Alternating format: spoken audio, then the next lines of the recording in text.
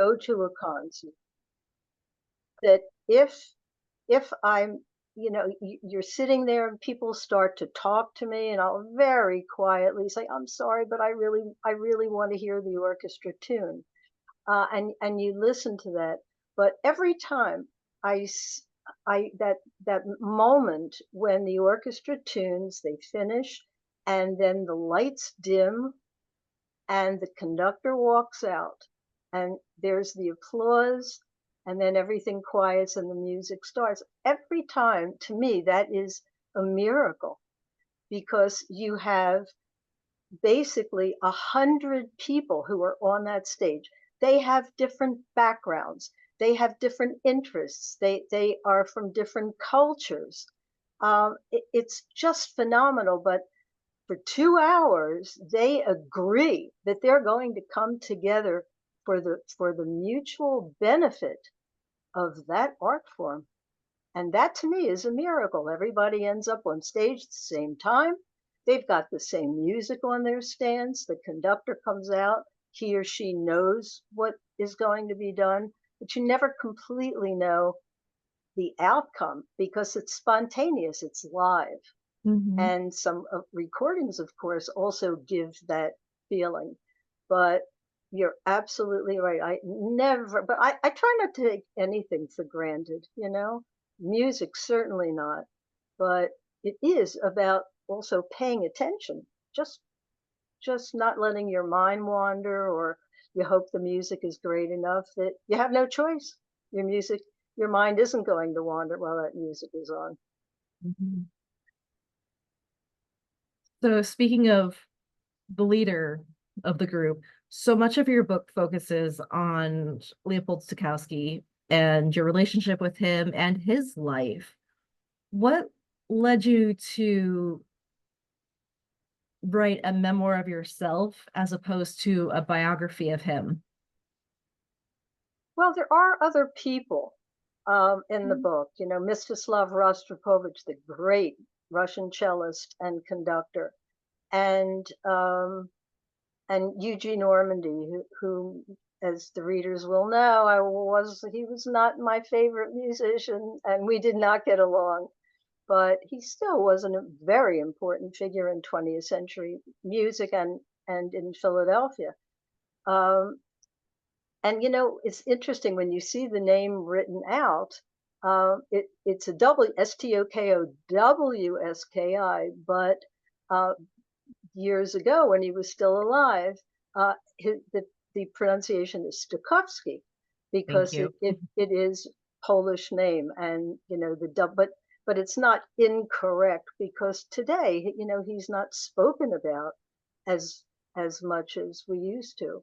But Stokowski was such a monumental figure, and he was to see him walk out on stage. He had this long white hair swept behind his ears, and a very confident demeanor, almost arrogant, and but he had tremendous charisma, more than any other human being I've ever seen live.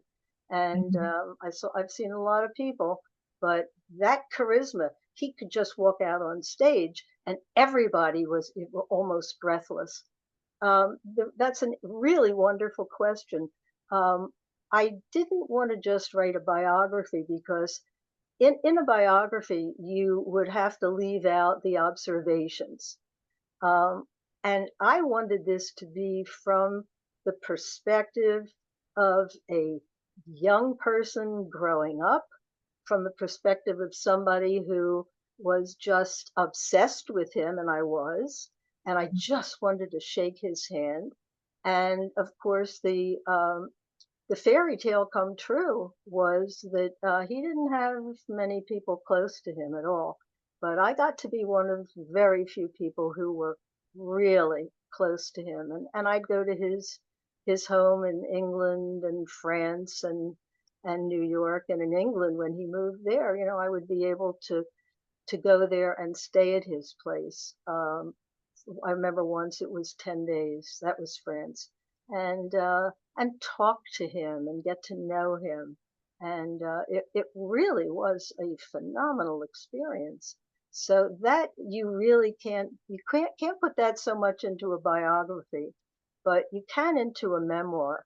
And I also wanted to encourage young people to attend these concerts. And with that, I really had to express my feelings as far as emotions were concerned.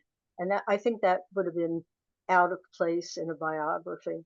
So, I took the easy way out. I wrote a memoir. That all makes perfect sense, though. I know as I kept reading it, and I had to keep pausing and like looking for a date because I'm like, there's no way she has experienced all this at such a young age. Because I'd be reading along and I'm like, wait, she's still only 19 years old here, and all these things have happened. It was so remarkable. I mean, what a way to dive right in to Yeah, music. yeah, it really was amazing for me. And there were a lot of coincidences. I have my one of my closest friends, and I talk about coincidences, but we don't really believe they're coincidences. It's like something in the universe planned this and structured it in such a way that these things were able to happen. But I went to a rehearsal one day, and there was a librarian of the orchestra whom I had said hello to on occasion before and after concerts. And I said to him, "How are you?" And he said, "I'm not doing too well." "What happened?" He said, "Oh, my assistant quit today unexpectedly." I said, "Here I am," because I had spent almost 2 years hanging around the orchestra library where the music is prepared for every member of the orchestra. And he and I never thought about it, but I was fully trained at that point. So when I said, "Here I am," he was laughed and he said, "Well, if we need you, we'll call you." And the next afternoon, my phone rang at home, and I lived an hour away from the concert hall. And my Wow. mother answered the phone, and she knocked on my door. She said, "The librarian of the Philadelphia Orchestra is on the phone." And he said, "If you want a job, get back here tomorrow." And that was the beginning of 5 really blissfully happy years for me. And then I went on after that to work in the field for a long time. So there were some coincidences, but I was lucky because I was so young. I was still in high school. Yeah, Mhm. And and being a woman in such a male-dominated field of the yeah. time, I mean, you do touch on that a lot in your book. Do you have anything that you'd like to add about that? I know there were very few women in the orchestra. There were very few women behind the scenes. There were no or nearly no women conductors at that point. You're Is right. You're there absolutely right. anything you would like to add about that dynamic of getting that job? If we were doing this interview 50, 60 years ago, I think my answer would be different. I would say very pointedly and with a lot of strength, don't let anything stop you. But that was easier said than done many years ago. It's almost like women who had to work as secretaries because they were working for men. And I remember way back then that the women were called by their first name by their bosses, and yet they called the boss Mr. So and so. It was a totally different balance back then. Uh, so yeah, but and there I write about one breakfast I had with with someone who was looking for an orchestra librarian, and I mean that meal was just a disaster for me because he had no intention of hiring me, and after one or two questions, I knew that. So I just sat back and drank my tea, and that was it. So yeah, back in those days, there were 4 women in the Philadelphia Orchestra. One was my cello teacher, Elsa Hilger. There was a violinist and the 2 harpists, and that was it. Today, it's at least half the orchestra. And a couple years ago, the New York Philharmonic altered the balance of the orchestra. For the first time in history, it became more women than men in the orchestra. And that's extraordinary. I was talking with a dear friend of mine last night, Ellen T. Swillick, who was the first woman to win the Pulitzer, to be awarded the Pulitzer Prize for a musical composition.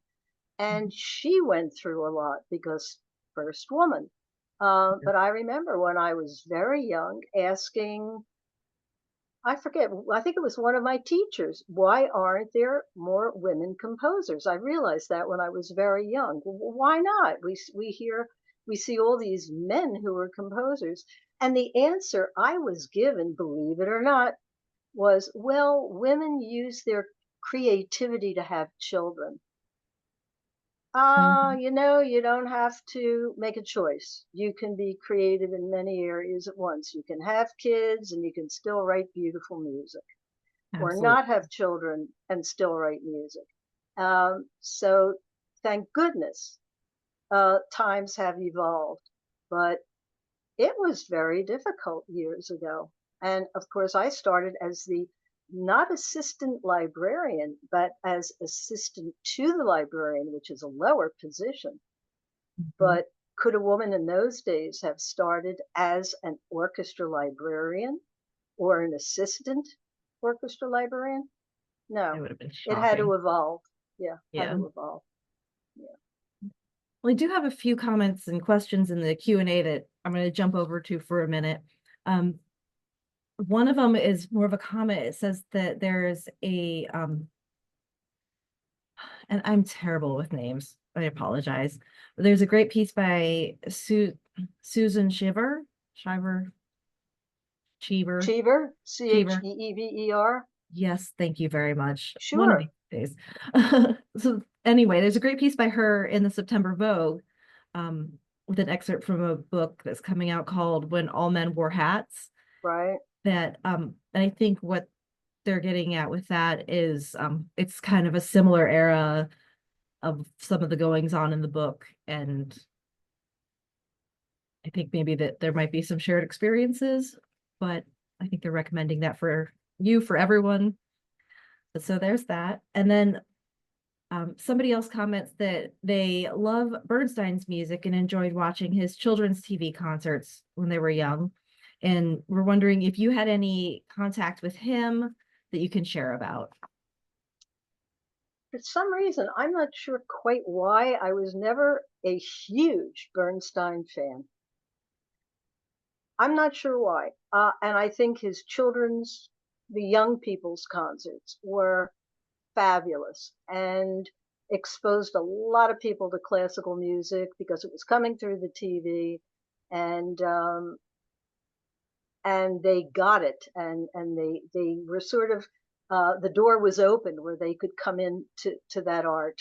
But for some reason, even today, when I listen to Bernstein's recording, it doesn't move. They don't move me in a way that I prefer. Other people love it, and it's totally valid. Mhm. Totally valid. Yeah. That But is getting back to interesting. Susan Cheever, just for a moment, her new book, I think it comes out next month. Mhm. Um, she her father was John Cheever, the great writer of Okay. novels and especially short stories.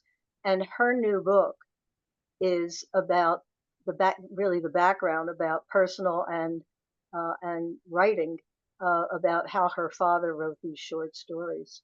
So, Thank you. Because I knew I had seen the book coming out, but I couldn't remember the synopsis of it. and if you want to get in touch with Susan, I would be more than happy to put you in touch with her. She All was right. she was my thesis advisor, and I'm still in touch with her. But Yeah.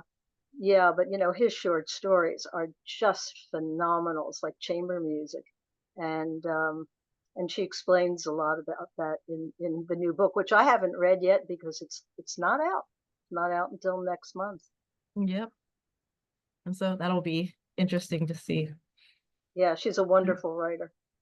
Excellent. Yeah, and that'll be very, I'll have to look that one up. All right. Somebody else asks if you can share a bit about what the work of as a music librarian is like. What is it? What's expected of you, etc. Everybody on that stage, or if it's an opera performance in the pit, um, everybody sits there with music stands and they've got music on there. They've got pieces of paper. And what a lot of people don't realize is after that's printed and a composer has a work published, let's go way back, say it's a Beethoven symphony. On those music stands is what every musician in the orchestra is to play. Well, music is interpreted. It's not like you hand somebody a score and they can read the score. There aren't that many people around unless you are a highly professional musician who can look at something and hear it in their head. So to be able to perform a symphony or an overture or a concerto or a tone poem, whatever, it all has to be interpreted. So you have somebody standing on the podium and they're making these gestures with their hands and with their arms and with their eyes and with their bodies, even their breathing. And that changes the way the players play those notes. So it's quite different if you have conductor A on the podium, conductor B, conductor C. Every one of them is going to be different, and they're all legitimate. They're just different. So those musical notes serve as a point of departure. So way in advance, sometimes 6 months in advance, sometimes 4 months, the librarian of the orchestra will get in touch with the person who's going to be conducting the orchestra. And they'll say, what kind of music do you want us to have for you? Some people say, I'm bringing my own, because if the conductor conducts it a lot, if he or she is guest conducting, then they're going to buy that set of parts. In other instances, they don't want to buy them or they can't if it's under copyright. So the librarian, believe it or not, has to go through the conductor's score and transfer the markings, the interpretive markings, into every player's part. And that's how it all comes together cohesively and doesn't sound chaotic on stage, but can sound beautiful. And that was a big part of my job. And people used to say to me, my schoolmates, "Oh, what a glamorous job." And I told so many of them, I said, I've got this, I wish I had one right here. I've got this little eraser. It was maybe 2 inches long by 1 inch wide. And I would sit there sometimes an hour and a half, sometimes 2 hours, until my arm, I couldn't feel it anymore. It would actually go numb. And that was because we did have an electric eraser, but we didn't want to, it was very abrasive on the paper. And we didn't want to shorten the life of the music. I mean, that's really loving music. And we would hand erase it and then transfer the conductor's markings into the parts. And in the book, I talk about the differences, what a conductor who wants one effect will mark in the parts, and another conductor who doesn't want a romantic or a very sweet line. So it varies, and a lot of that has to do with the work of the orchestra librarian. And for me personally, reading through it, it just highlighted so much of, the advancements we've had through technology over the years, where, then, you didn't want to damage the music because this was the copy that you had. And when it wore out, it wasn't as easy as pressing print to get another copy of it. If it tore, or if it had a hole in it or something, you had to patch it and fix it like you would a book. Where now, if a musician needs another copy of their music, most of the time they can print it if they're not already playing off of an iPad to begin with. Yeah. And I know a lot of the musicians that come into the library and there are orchestras entirely digital at this point as well. They're playing Wow. Yeah. digital music, and there's pros and cons to it, but Yeah. Well, one of the things I used to love was looking through an orchestra part that had been performed and seeing the markings by hand in pencil, because it had to be easy to erase, so they couldn't use ink or crayon. At least you didn't want them to. yeah. But seeing the difference in the handwriting and the character of what they were writing, there was a sense of tradition about it and a sense of history. And I would never want to do anything that was against progress or against the technology. But I must admit that turning to the last page of, let's say for fun, a violin part to the Beethoven Symphony Number 7. You turn to the last page and you look, and many of the players of the great orchestras would sign their names and the dates, and sometimes the name of the conductor. And it was thrilling to be able to look back 40 years, 50 years, because these were old parts, and you could see that they were old. And there was something about that that I loved. So the technology, I don't think anybody should deny the technology. And I certainly wouldn't want to stop progress. But there was an aspect to the old style that I thought was warm and human and that would help perpetuate that art form. So nothing is ever 100%. But yeah, it can take 100 hours for the orchestra librarian to prepare one set of parts for performance. 100 hours. So I don't know. Mhm. I guess nobody in their right mind would say, "Oh, I rather be plugged into tradition rather than save myself that many hours of work." So I could be brought around. It's someday you have no choice. I did love that part where you're talking about everybody signing the end of the music, because it really brings everybody together. Yeah, It's that it's a small world within the classical music scene, really, and you're playing a part that so and so played in Atlanta or Philadelphia or Cleveland or wherever, absolutely. and Absolutely. and it Absolutely. really connects everybody through the generations, even with the older pieces Yes. of music. Yes. Love And that. sometimes I'd see a name that of a great famous old player, orchestral player, and it was a thrill to see that, or the name of a conductor who was long gone. These people don't live forever. Hmm. And what I would love is at some point just for those pages to be scanned. If somebody is going to replace that set or if they're going to erase it for any reason, just to have that scanned so that those of us who really care, and for people in 2 or 3 generations who are working in music, they would be able to see that. It's really thrilling. I agree, for sure. So let's see. Next question we have is, can you share about your interaction, for the title, The Man Who Knew Brahms? And from my own bit, how did you land on that being the title of the book It's very when funny. it's just it's just such a blip in the book of the grand scheme of things. I mean, it was an amazing moment, I'm sure, but Yeah. share about this. Yeah, a lot of people have asked me about that. I am not, I think it's a whole special talent. I'm not a great title inventor. And friends of mine constantly are saying, Nan, what should I call my book? What do you think would be a really good title? And I very rarely come up with something that is catchy or memorable. So for this, I had a different title. And I defined the word rubato.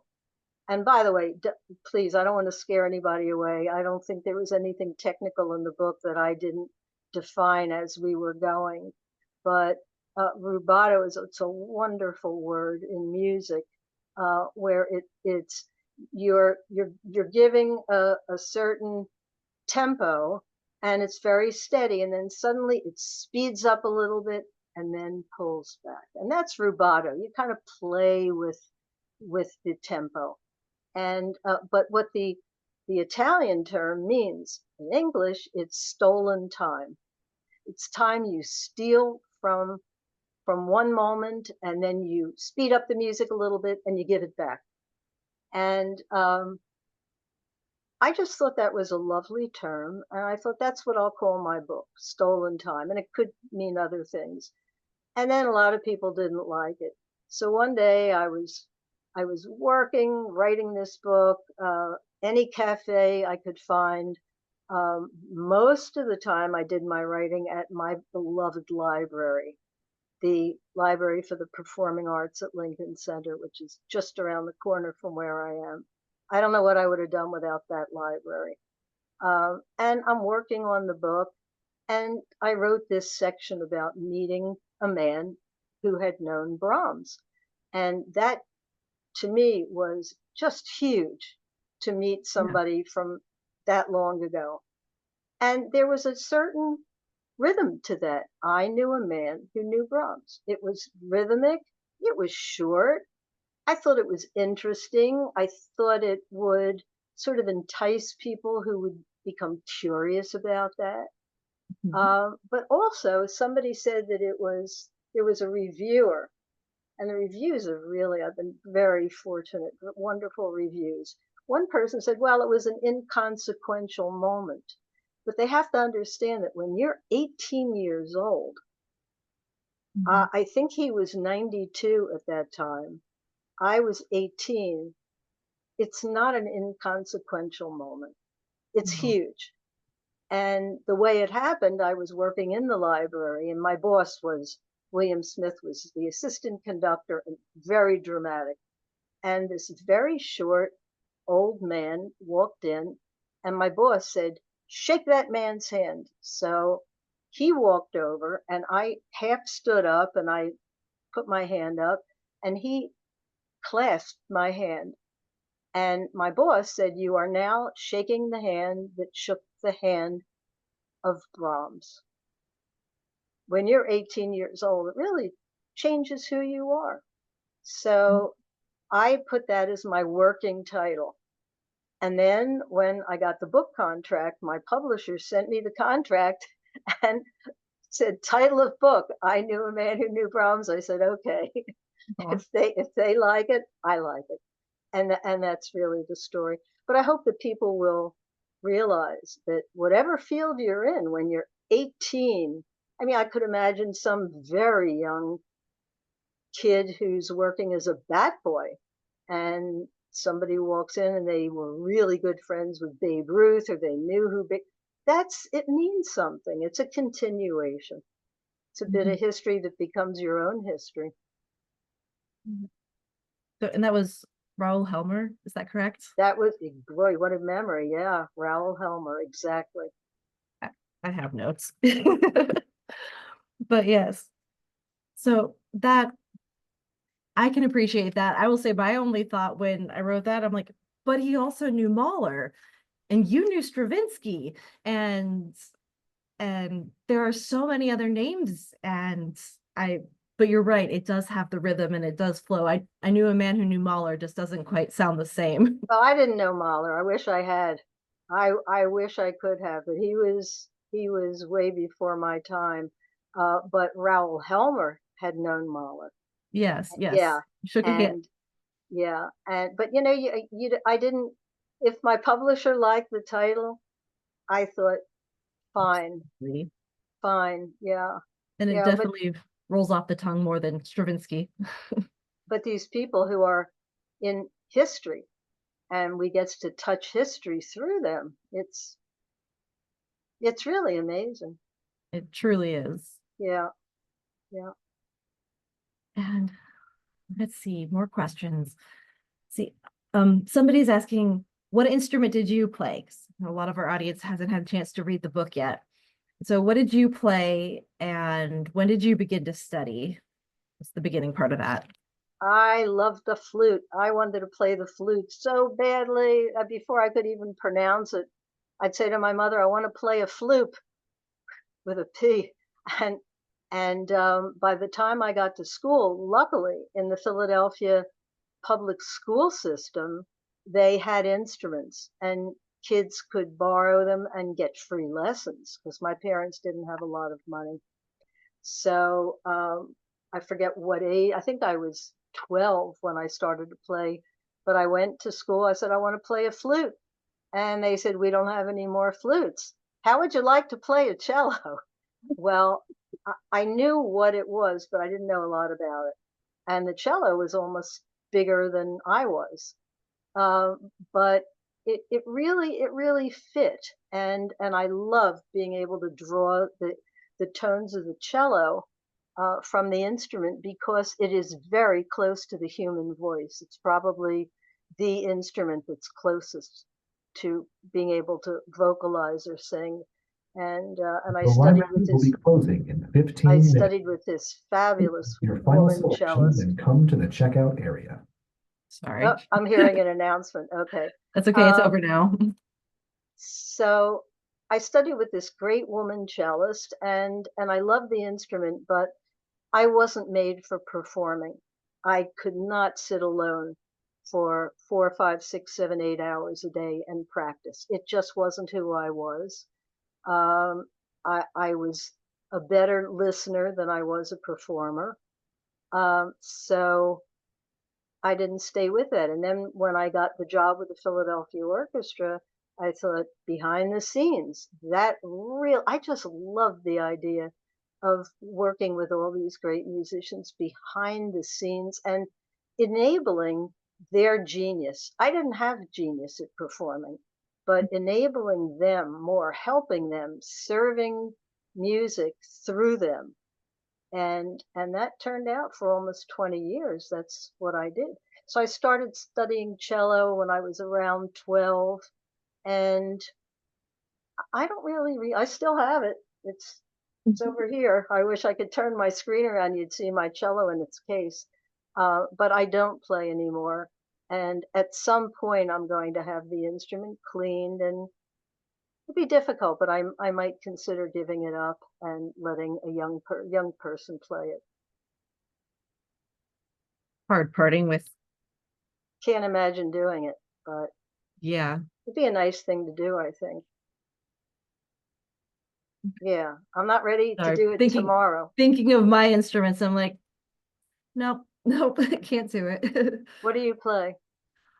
Personally, I did my undergrad on bassoon for music education, and I've played saxophone since I was about 10, so I played that earlier. Yeah. So cello was always my favorite string instrument, but I have not Yeah, but had the opportunity to do it much. I was listening to a beautiful saxophone solo yesterday in Rachmaninoff wrote a gorgeous work that I can't imagine anybody on the planet not loving, called the Symphonic Dances. Mm-hmm. And it is one dance after the other. It's a beautiful saxophone solo. What, about 5 or 6 minutes from the beginning? Maybe earlier than that. But it's just a beautiful color that Rachmaninoff used. And that's really, in the book too, I talk a lot about color, and that helps people really. I don't believe in this business about understanding music. You get in there and listen, and you're understanding everything you should. Maybe not everything you want, but everything you need to. If you want to take it deeper than that, nobody, I hope, will ever stop that. But the color of a saxophone, which you don't hear, you hear it in some French music, but there is Rachmaninoff with that Russian sensibility, and it's one great melody after the other. And it's True. really the height of romanticism. So anybody out there who's listening to this, and go to YouTube, go to YouTube. There's so much that is available there. Or if there's a library and they have CDs and you can borrow it. But the I do. Rachmaninoff symphonic dances, gorgeous work. I would have loved if I may, the only thing I thought was missing from your book is I would have loved to have a discography. You mentioned so many amazing pieces throughout the book, all over the place, and I constantly felt like I gotta pause. I have to go look up this piece because I have to hear it now that you've mentioned it, and and that would have been really cool. But the book might have been twice as long. Yeah, probably. But that's a very interesting idea. Maybe I'll at some point I'll do a discography and put it on my website or something. Make a Well, Spotify playlist or something.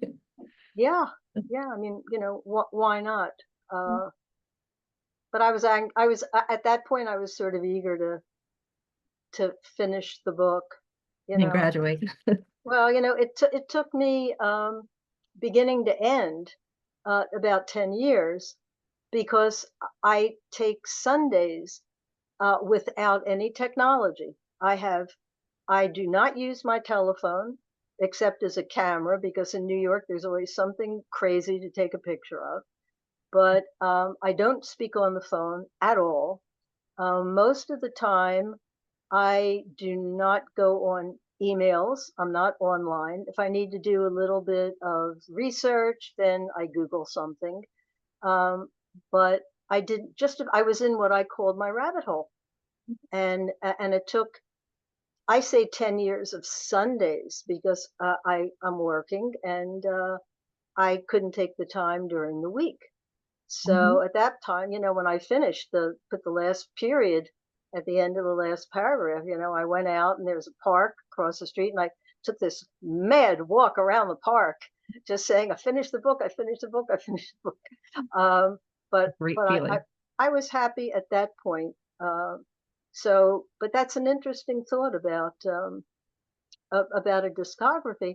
But it's fun also for people to get the title of a work, Symphonic Dances by Rachmaninoff, and go on YouTube and listen to a couple and see what resonates with you.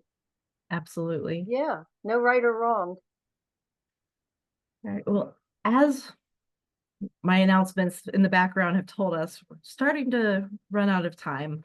So I'd like to kind of close things up here with a question that we had of which Stokowski performance was your favorite and which Rostropov, you've learned by That's a now, names are tough not Russian my name. forte, if you will. Which performance of his was your favorite? Well, it's easier to start with Rostropovich because the Dvorak Cello Concerto is just this absolutely magnificent, romantic, huge work with every emotion you can think of just poured into it. And he played that like nobody else. I'm not saying that he played it better than anybody else. I mean, I think so, but I'm not going to make that statement. But that was his signature piece, and the way he performed it, I feel nobody else did it quite with that kind of extroverted expressiveness. So that I loved more than anything, and it's the one thing he performed that I can't listen to now because it's a little too emotional. At some point, maybe I'll listen to it. Stokowski, that's really tough. Um, because there was so much that he did beautifully. But I guess what I'm closest to is Wagner's Tristan und Isolde. And Stokowski did a few um, different forms or formats of that. He did one, what he called a synthesis, where he took sections of the music and brought them together, which they're not in the original. And he did one with the Philadelphia Orchestra that was that synthesis. I think that was a 1960 recording released in 1961, and that is on YouTube. And some of his Bach transcriptions, which he took a work that Bach had written for organ and he reimagined it as an orchestral piece. And very, very beautiful. So they are my personal favorites. Um, but somebody else is going to listen to what he did, and they may not like it. There are things that he did that I didn't like, and they may listen to something that I'm not even mentioning and just love it. It's a very individual choice, and it's open to everybody, and nobody can tell you you're wrong if you love something. And that's one of the amazing things about music is everybody will have a different opinion and everybody will interpret a piece a different way. And that's where your job came in of trying to get everybody to interpret it the same way at that moment to perform it. And then the next time it'll be something different. Absolutely. You're absolutely right. And so what an amazing life to lead and to be able to be that person and that to make it all come together from behind the scenes. And I know I can really respect that for the little bits of it that I've done in my life. I am profoundly grateful to the universe, profoundly, that I have been able to work in music for such a long time. The We're gonna get library another is announcement. closing in 5 minutes. All items must be checked out by closing. So with that, thank you so much for speaking with me this evening, for speaking, well, to everybody, really. I really enjoyed reading your book. I Thank you. kept having to, I had to rush through the ending to get to today. Now I need to go back and actually read it closer because I kept having to pause and go and look something up. And then, oh, I gotta find a recording of this or a picture of this person. And it was so much fun to live that era of music through your shoes and your vision. Thank you. Thank you. And if anybody would like a book plate, I will be happy to sign one and mail it to anybody who has a book. So let me know, and I'll be more than happy to do that. And they can just stick it right inside the front of the book. Well, that's amazing. Thank you so much. My pleasure. How would you prefer people contact you through your website or? I'm not sure if the website still, it should have my email address, but yeah, they're welcome to just send me their street address Okay, and I'll put one in an envelope. I'll be more than happy to do that.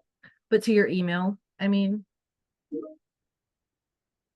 what is your email if you don't mind? And then I can type it out for people, or if you would prefer a different method. No, I'll be happy to give it to you. It's the word imagine with an N. So it's Nimagine, Nimagine Okay. at gmail.com. All right. NIMAGINE at gmail.com. Exactly. All right. I'll stick that in chat if anybody is interested in that. And that sounds wonderful. So again, thank you so much. It's really been a pleasure of mine to at least virtually meet you. For me too. For me too. Everybody have a good night and thank you for participating with us. Thank you. Bye. Thank you, Marcia. Thank you.